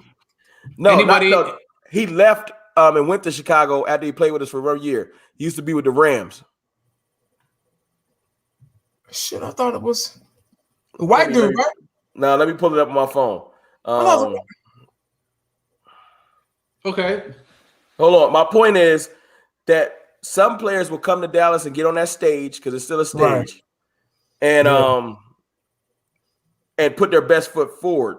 Right. Hold on, I'm pulling it up right now. I'm sorry, y'all, because it's gonna drive me. It's gonna drive me nuts. Yeah, me too. I'm trying to think. I'm like, I went too far back. My bad. I thought it was Brent Urban. Yeah, that's what I thought too. That's who we signed. That's our new D tackle, Robert Quinn. Yeah, you know what? And somebody said it. He went to the Bears and got like $80 million, something retarded. Oh, okay. Because he had a good year with us. He put up like 8-9 sacks. So everybody started looking at the upside like, oh, he might not be washed. My point is, some of those like players that are like right early 30s might come to Dallas and take. I'd like to see Richard Sherman come to Dallas. Well, it just depends on who we can scoop up in the draft. I would love a veteran corner. I want Casey Hayward. I really would love Casey Hayward because he can still play. I'm not saying Sherman can't still play, but Casey Hayward would come and probably be our one off the bat because it's but you just know what? I'm experience-wise. thinking the reason why I'm thinking even Hayward would be good. I'm just thinking like these guys would come and coach these young guys up. Even if we get them for a year, help these young guys develop. That's my point. I do want a veteran corner, but my point is, say if the draft breaks, say we get a tackle first round. Yeah. Guess whose stock just went up? That veteran corner. But if we take Surtain or J.C. Horn first round, they might call him, throw him a little deal, see what they're doing. Yeah. But at that point, you're gonna be like, I got my 2 bookend corners. You want to come here or not? But I'm telling you like this: if we get a tackle, they might call him the night of the draft. Hey, Richard, look, I know we ain't really called you yet, but look, we need you.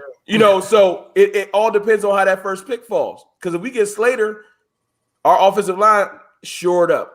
But now you really kind of sweating on corner because, like, in the second round, you can get Elijah Molden, you can get Joseph out of Kentucky, but you still want a veteran corner with one of those dudes.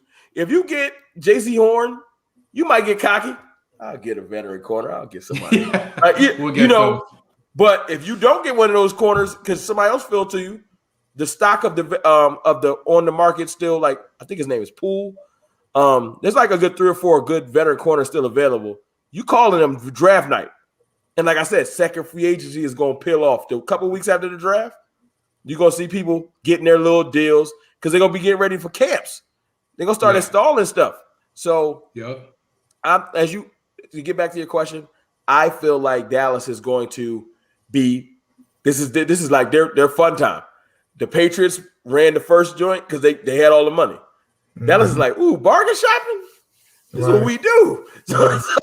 So we're going to bring a good 2 or 3 more players in because that's what we do. Yeah. Bargain shop. So before I let you go, Dallas Cowboys fan 1980, I want to thank you for coming on, and I hope I'm not taking up too much of your time.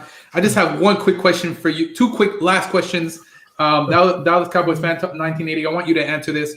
Who do you think on Dallas Cowboys squad right now, going into the season, is going to have a breakout year, whether it's offense or defense?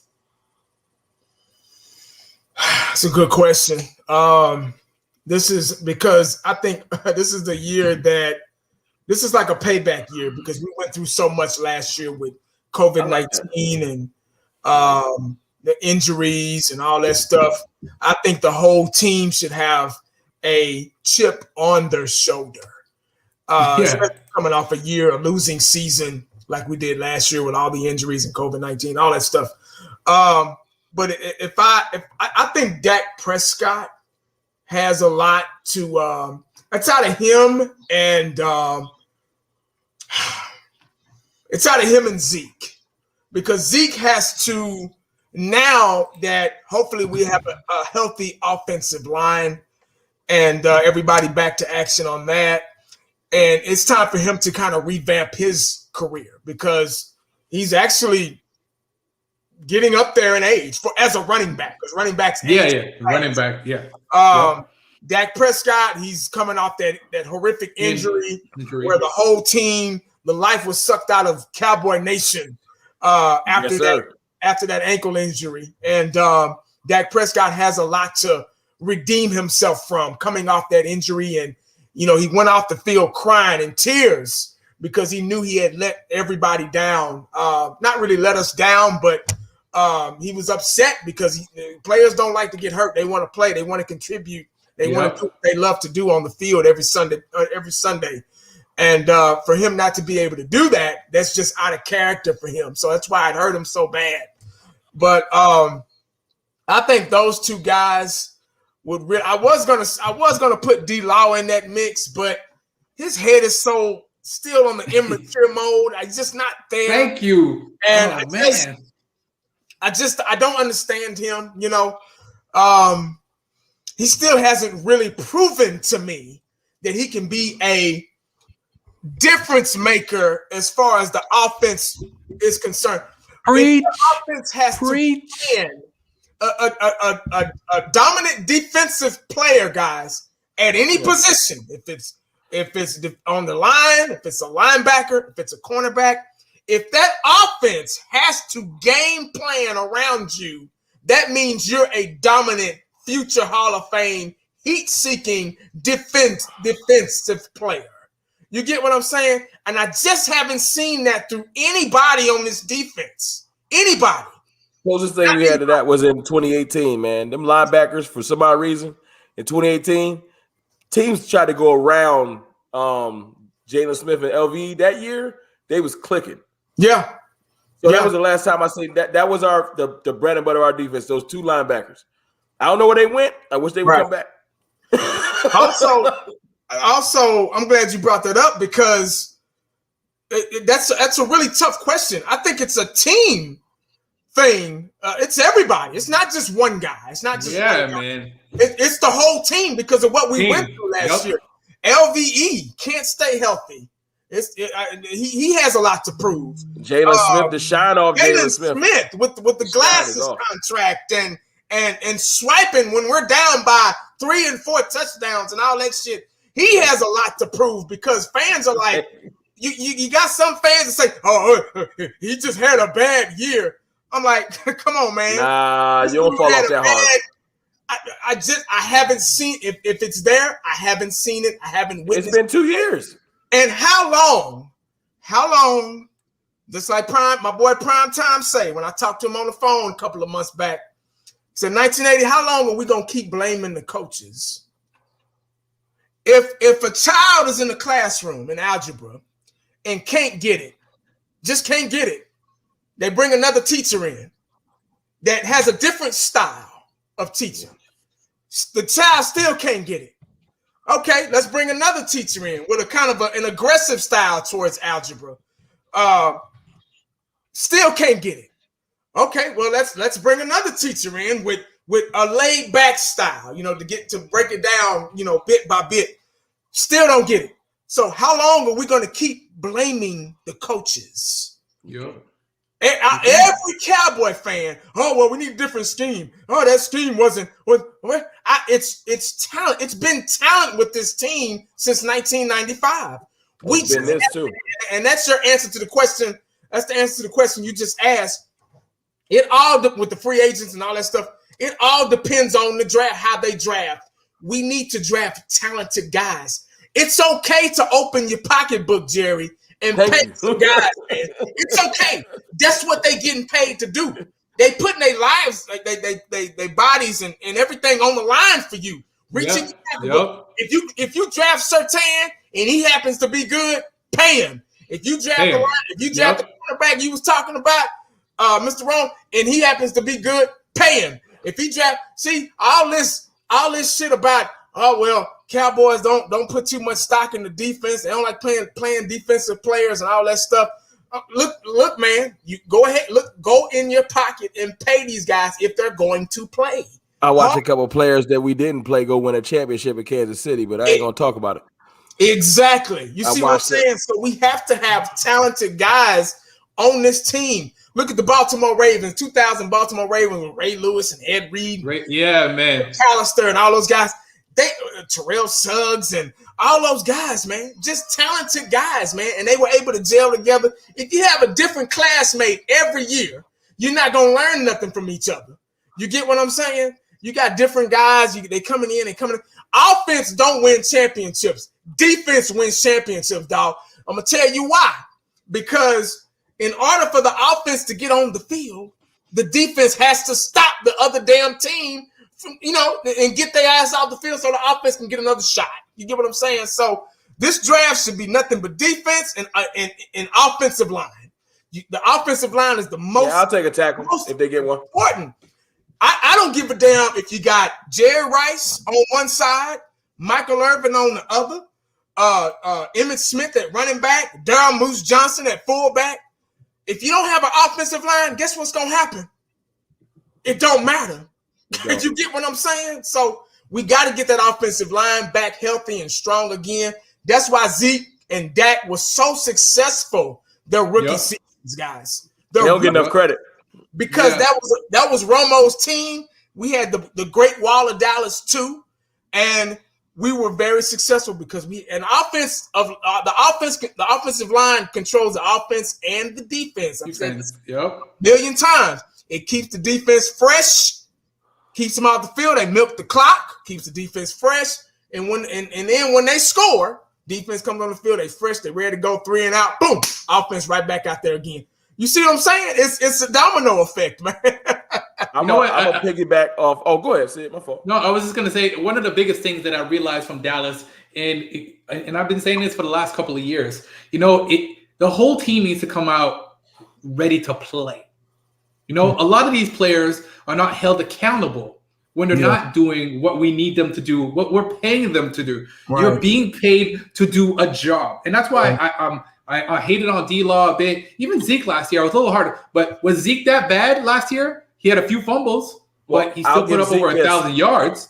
I feel like Zeke does run hard. I ain't never looked at Zeke and said he wasn't running hard. I feel like Zeke was out of shape, but that's a whole nother story for another day. Right.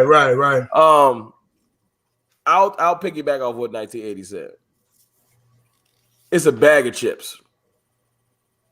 Everybody on the team need to have a chip. Yep.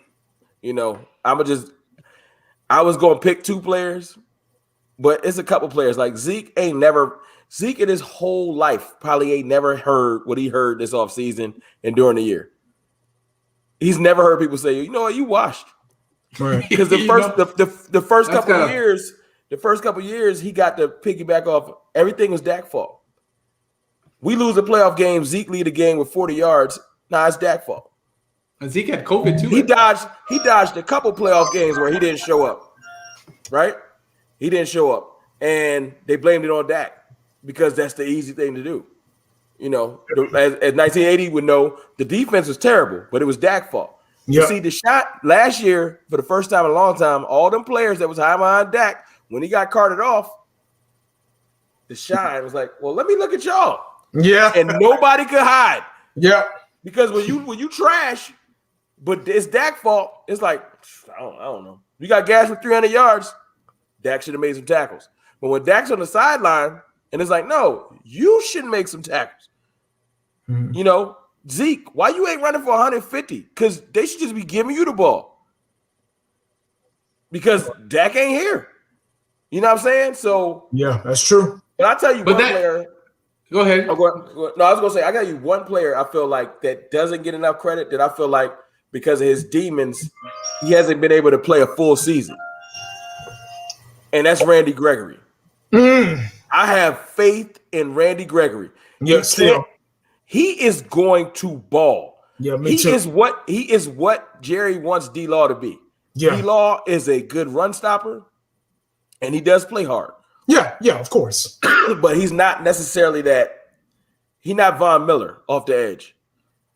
I'm telling you right now, Randy Gregory with a full off season, and I keep seeing people trying to say, well, Dallas need to take a DN. And I know Randy Gregory like, I'm retired. Right. I'm still here. Right. This is finally my chance to say, this is my side. Ain't no Alden Smith. Ain't no rotation. This me. And I have full confidence because I like his attitude. Randy Gregory showed me the one thing I need to see. I forgot the game where it was. Where the dude, I think it was it the Browns game? When the dude tried to run to the star last season and he knocked the ball out of his hand. Oh, it wasn't the Browns. It was. You know what I'm talking about? I think I know what play. Dude tried to run to the star and a bunch of players let him run right past him. No, it wasn't Browns. It wasn't Browns. He got past Gregory and he knocked the ball down because they was in Dallas. And then I saw Antoine Woods tried to, after he saw that it was jumping on, he tried to jump on the end train. You would have let him run past you too. But Randy Gregory knocked the ball out of his hand and just gave him that look like, nah, player. Right. It's just not going down. His attitude is different. Yeah. His attitude is different. He not rah-rah. Because I don't see him yell a lot. But when he plays like 4 or 5 game stretches, he always have plays that stand out. Yeah. And that's coming off of. It's like he coming. It's hot cold. Oh, Randy Gregory will get like it was the Steelers. It was the Steelers. Was it the Steelers? We played the Steelers there, didn't we? It might have been the Steelers. It was Juju. I remember. It was Juju. He's right. I remember because afterwards he was laughing about it, and they came to Dallas, and I just know that Randy Gregory. I just like his attitude. So just to your question with the breakout player, but I think it's separate because as far as chips, yeah, we need to buy a crate of Doritos and just everybody put one on your shoulder. Yeah, because everybody should have an attitude. Dak never got enough credit. Yeah, Zeke finally got some disrespect. D-Law don't get enough respect. Jalen Smith should. I don't know what's going on with him. No. I saw LVE like during the exit interviews, like he seemed like he felt like I ain't show up this year. Like I gotta see it out of you. The couple players I didn't see that out of this offseason, I saw Antoine Woods somewhere with a sombrero on his head, looking all happy. So I'm mad they re-signed him because I don't like his attitude. Yeah. Jalen Smith flipping glasses. I don't like his attitude. Hey, how you doing? my daughters walked by earlier. But I'm definitely gonna chime in on this because I'm gonna jump, and after this we're gonna give this a wrap, guys. I don't want to keep you guys longer than I expected you guys to say, and I appreciate it. I'm gonna jump on the 1980 train. I think Dak is gonna come with the chip on his shoulder, and he's got no choice because he just signed a huge contract. He got his money, right? So all media, the minute Dak messes up, the media is gonna be like the Dallas Cowboys overpaid. So he used to it though. He used to it. No, but I'm just saying in Dak's mind right now, that's all being registered. And I know he's gonna come back and say, what happened last year, I'm putting behind me. Yep. And right now, I gotta carry this team, and he's got weapons. Like we've got weapons. We get Kyle Pitts, woof, this offense is gonna be a force. We got weapons without Pitts. Yeah, and we do. So that's going to have a breakout year. CeeDee Lamb, in my book, is going to come number one receiver for the Dallas Cowboys this year. I seen him running in sand like he was running on the field. Do you see how much weight he put? Those hits last year made him realize, whoa, I need to. I fully feel like I'm going to see Gallup running out of the slot a little bit this year. I feel it. I feel like they're not going to keep CeeDee in the slot all year. You'd be stupid to just run him in the slot all year. That's just my thoughts. CeeDee was good, man. He those hits that he took last year, he said, these are not college players. These are some big boys hitting me. I need to come to the gym. And he put on some heavy weight. So I think he's gonna have a breakout year. And Zeke, I'm picking all offense players this year. Zeke is gonna have a breakout year. I think all that negative that he dealt with last year, I don't think we'll be seeing Zeke fumbling this year. Don't forget Donovan Wilson. I left out a defensive guy. I say Diggs. Oh, I say Diggs is going to have a better year as a quarter.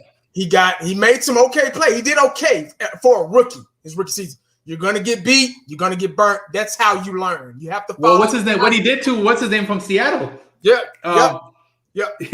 That's this though. Yeah, that's exactly it. Give up. That's the not give up. He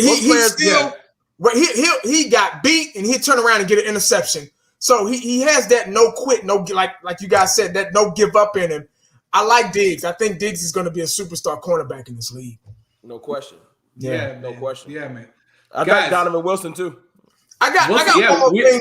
I got one more thing. We just signed him. We just signed Wilson today, no? Cedric Wilson. You're talking about Cedric Wilson. Okay. Go ahead, 1980. My bad. I got one more thing to say about the Pitts draft. You guys just said yourself, we got a lot of weapons, right? Without Pitts, right? No question. Okay. If we Pitts, who's going to get the ball? CeeDee and Pitts. I'm asking a question. I'm really asking a question with a question. Everybody can't get the damn ball. No, somebody gonna take the L. You get what I'm saying. I mean, we got we got the triplets. They call them the triplets now. The 3 receivers. We got Zeke. We got Pollard. We got 2 tight ends, Jarwin and Schultz. And if they draft Pitts, they probably, I don't know if they let them go or whatever. But we got so many weapons. I think it'll kind of throw a wrench in what we, I may be wrong. I'm not the one to get on here and think I'm right all the time like everybody else. But I just think that I don't think there's a need. I don't think why I want Pitts though? One word. I don't know what it is, but we be struggling in the red zone. I don't know what it is. Offensive line. Yes. Yeah. Offensive line. Yeah, you're right, because we can't. It's like we can't get 1 yard no more when we need it. I give you that. Yeah. But that's my biggest thing with Pitts. That wingspan, I'm just thinking of red zone. And it's it's offensive selfishness to just be thinking of getting a player like that for just the red zone. But like I said, this is probably all this is dreams of grandeur. Like there's no way that this boy getting talked about like I haven't seen it in a long time. Right. Yeah. So there's almost no way without a major trade. Yeah. He's not just going to fall to us. And that's fine because it takes the argument of this out. Like if he fell to us and it was like Sewell and Pitts were there, who you going to take? Then the Dallas Cowboys nation would probably lose their mind because that's a hard decision to make for a lot of people. Or Pitts or a defender. But that's not going to be the case. I feel like we got a better chance of tackle versus corner being the argument. And if you talk about Pitts or Slater or Sewell or Slater, Horn or Surtain as the argument, I could probably live with both because both are real good foundational pieces. Right. Pitts is probably going to be in Atlanta and they're going to do what we're talking about. Like, you're saying they don't need offense. You talking about a team that need defense, it's Atlanta. But they're going to take the bait. Right. They're going to draft Pitts and they're going to deal with Julio wants the ball, Calvin Ridley wants the ball, and Pitts wants the ball. And that's going to be their problem. Right. We ain't going to have to deal with it, more than likely. Hey, have y'all looked at it like this? I've done some thinking. I haven't produced videos. I don't like producing a lot of videos during the I Think season because this is the I Think damn season. I'm thinking every day. If you watch everybody's live streams and videos, every other word is I think. So I'm the CEO, the founder, the creator of the I Think season. Have you thought about it like this? We all know Jerry Jones, right? We all know that Jerry Jones is a master salesman. That's how he got his foot in the door in oil and sales. You get what I'm saying? Now, Jerry Jones could be making this, painting this picture of, Cowboys, Pitts, Cowboys, Pitts, Cowboys, Pitts. Oh, Jerry Jones likes Pitts. He's on the phone with Pitts. They're going out to dinner. They're going on a date. They're going to the drive-in movie with Pitts. Well, they did release that video. He right. So he could be doing that on purpose just to bait all of our dumbasses into thinking that, we're going to get Pitts and other teams to make them think, Dallas like Pitts. Let's go ahead and grab him first. Let's trade it with Dallas for Pitts. Since Dallas get the prime time games, right?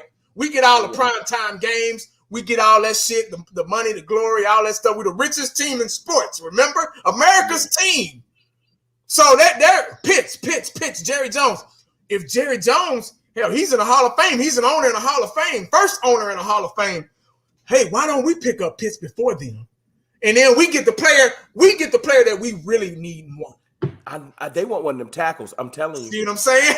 you cannot. I'm telling you guys, for all the youngsters out there, you cannot put too much damn stock into the draft, into the I Think season, because you're gonna get your feelings hurt. Now, I could be wrong. They could sign Pitts, but you got to look at it at every aspect. Well, I think you're right. Because put it like this: if you want one of them tackles, right, or you really want Patrick Surtain, there's certain videos that's out. You throw the Pitts video out, you're like, okay, Pitts fall to us, cool. But somebody take him. it's musical chairs, like I was telling Sid earlier. There right? you go. So the seats get taken up. 4 quarterbacks go. You get a team to take Pitts, 5 quarterbacks go. There you Then go. Jamar Chase going to go, and you're like, okay, we just got to convince another 2 teams to take 2 other players that we might not really want that much. And then we're sitting there at 10 with 2 or 3 players that we really do want. And now I can see that. I can see that.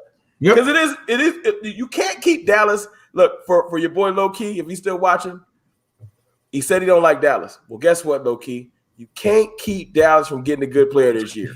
It's impossible. At 10, somebody falling. We gonna get one of them. The only person that would piss me off is that like Dallas takes Gregory Rousseau or Kwity Paye. I would lose my mind. But I don't think that's gonna happen. If we reach for a DN for no apparent reason, I'd be pissed. But I don't think that's gonna happen. No, I don't think so. We know we gotta go. Listen, if we don't get Pitts, I think, like you guys said earlier, we're going defense completely across the board. Or tackle. Offensive line. Offensive line and defense is the main puzzle pieces that have been missing. Last year, offensive line was the reason why the team and obviously Dak Prescott going out. But those 2 things, Dak Prescott going down and the offensive line, was the root to all the evil that went on last year. You can't lose 2 starting tackles and your quarterback and win. It's a wrap. That's too much. Listen, like you said earlier, we were behind San Francisco for injuries. There was It was totally insane how many injuries. But I'm telling you, as much as I love those corners, if Slater is sitting there, they're going to take Slater because Slater is. They said he can play 4 positions on the line. That's outside of center. He like Zach Martin. You put the new Zach Martin next to the old Zach Martin, and you just let's do it. In my years of being a Cowboy fan, I've never seen them have 2 superstar or shutdown corners at the same time. Can you think about it? When we had Dion, who was on the other side? Larry Brown or Kevin Smith. And they were okay, but they're not going to draft. We got Neil O'Donnell made Larry Brown famous. Yeah, exactly. He went to the Raiders. He went to the Raiders. It was regular. Yeah. Yep. They never have 2 shutdown corners at the same time. They always have one that's really good, and they have one that's kind of every now and then he'll get a big, a Cheeto type, a Byron Jones type cornerback. You know what I mean? I'm telling you, totally agree. 1980. I know you don't watch tape. Look, just do me a favor. As a friend, you can just tweet me as a newfound Cowboys friend. Just go look at JC Horn a little bit, just a little bit, and then you can just tweet at me, or if you're gonna do a video, let me know. I'll be in the comments. I'm telling you, you're gonna like him. I'm telling you, you're gonna like him, and it's not that Surtain is bad at all. Right. But go watch JC Horn. And you're gonna be like, you might tweet at me tonight. You know what? I don't watch tape, but I watched that tape. I'm telling you, because Kyle Pitts came out, and I know people been saying it's because of his friend. They said, Kyle Pitts, out of everybody that you faced this year, who gave you the most trouble? JC Horn. Wow. Let me ask you a question. Is he a wide receiver when the ball, does he turn into a wide receiver when the ball is in the air? His dad was a receiver. Remember, his dad was what was Horn's name? Because he got ties to Mike McCarthy. Mike McCarthy coached his dad. Oh shit. That's why I'm saying. Okay. And his dad told him, he said when he was growing up, he wanted to be a receiver. That's what he played when he was younger. But his dad said there ain't no more lockdown corners. So he moved positions. You would enjoy his name is Joe Horn. Joe Horn. Oh, Joe Horn. That's his son. Okay. So you know Joe Horn, see? Yeah. So Alazar says, if you want to watch Horn go to work, watch the Horns Auburn game. Oh, okay. You know, That's what I'm watching now. you're checking it out already. Oh man, You gonna like his attitude. I'm telling. Look, you know how you said you like players, like you like a Dion that pretty much is gonna tell you what I'm gonna do to you. Jay-Z Horn was asked about the draft. He said, "I'm the best defensive player in this draft." That confidence right there is different. He put that out a month ago, like with no, like he ain't lose no sleep. Like I don't care what y'all talking about. I'm the best defensive player. He ain't say corner. So wait, so Florida Cowboys says Horn's going to be better than Diggs. You think so? I ain't worried about it. They both on my team. They can battle it out all over. There we go. Y'all can battle for the title. I don't care. That means that we doing good. See, I don't want to keep watching because I don't want to start being going down that rabbit hole. Yeah. All right, blame it on me. I'm sorry. Blame it on me. I'm sorry. Oh, he's 6'1", 205. And he running 4.3. Yeah. Oh. It might be juice though. I'll give you that because everybody ran a 4.3 this year. So I don't know, but they do say he's run a 4.3 before. It's not just the juice one at the pro day like everybody. Right. But he got the genes because his dad. Yeah. Well, he been getting technique and all kinds of stuff since he was a kid. Right. Surtain do too. So I guess it's tomato because Surtain like, hey, my dad was in the league too. So what you saying? Yeah, 100%. I just wanted to give you that because I know you, the DB guru. So I'll wait for your tweet or your video to be like, I'm in. I just want to see if you in like me. I'm in on J Horn at 10. Sorry, Sid. I'm sorry. No, it's good. So basically, he does a good job locating the ball. He'll get to the ground, catch it before a wide receiver. I think Byron is higher than ceiling. He'll just pick. All right, so I'm gonna go watch tape on Horn too because I haven't watched any tape on Horn to be honest with you. I've been watching Surtain and I've been watching Pitts and like I said, I'm on the Pitts train. But let me go see Horn and see what he's putting out. I want to thank you guys for coming on, man. 1980. I appreciate you always coming on when I'm doing a stream and you're always in the chat. I'm always watching your videos and I can't wait because I know during off season last year I missed you, bro. I was like, man, this guy doesn't do nothing on off season, man. I need some updates or some. I need to hear somebody else's content. Whenever I see it pop up on the notifications, I got to jump in there a little bit. Yeah, I got to. I do too. I always like, yo, what's up? So definitely, I'm looking. You know why? Because he go against the grain. He don't be rolling with it. That's what I love about 1980, man. He keeps it real, man. He's not going to tell you what you want to hear. He's going to tell you the opposite. What you need there. What you need there. Yeah, exactly. So, guys, please, before we chime out, I want you guys to let everybody know where to find you. And I'm going to put all your information in the description box below as well. So, Mr. Rome, you go first. Let everybody know where to find you, man. Okay. First of all, if you don't know how to find 1980, you stupid. But second of all, man, is Mr. Rome. It's Cowboys Fan Talk on YouTube, Cowboys Fan Talk on IG, and Cowboys_Fan Talk on Twitter. I consider myself still new to the game. I haven't closed in on a year yet. So until that year, I'm going to say I'm still new. Everybody that's been supporting me, I appreciate it. Thank you, Sid, for bringing me on. And I appreciate 1980 for jumping in. That's super dope. Man. Oh, definitely. Sure. 1980, man. Let the fans know where to find you, man. All right, they should know already. They better. Yeah. 1980 on the YouTube, Twitter. I want to thank you guys for letting me come on, man. I'm a big fan of both of these guys, Sid and Rome. I don't do a lot, like they say. I don't do a lot during the I Think season because. I just let everybody else do their thing. You know what I mean? And gotta make some shirts for that, man. I'm telling you. I'll buy one. Yeah, I just kind of let everybody else do the thing. You know, I kind of spread the wealth a little bit and let everybody else, because it's not all about me. I don't know everything. And I'm not trying to ever know. I will never have everything figured out. Like I always say, I will leave this world imperfect. I will die not perfect. It's okay to be wrong. That's one thing when you're starting an upcoming YouTuber, you got to remember it's okay to be wrong, because a lot of these young guys, a lot of the younger YouTubers that are coming up, they're so scared to be. They want to be right all the time. I get it. I used to be like that because I wanted people to watch me. I wanted people to watch my channel. So I wanted to know what I was talking about. And it's understandable. I get it. But it's a game. It's a gamble. 50% of the time, you're going to be wrong.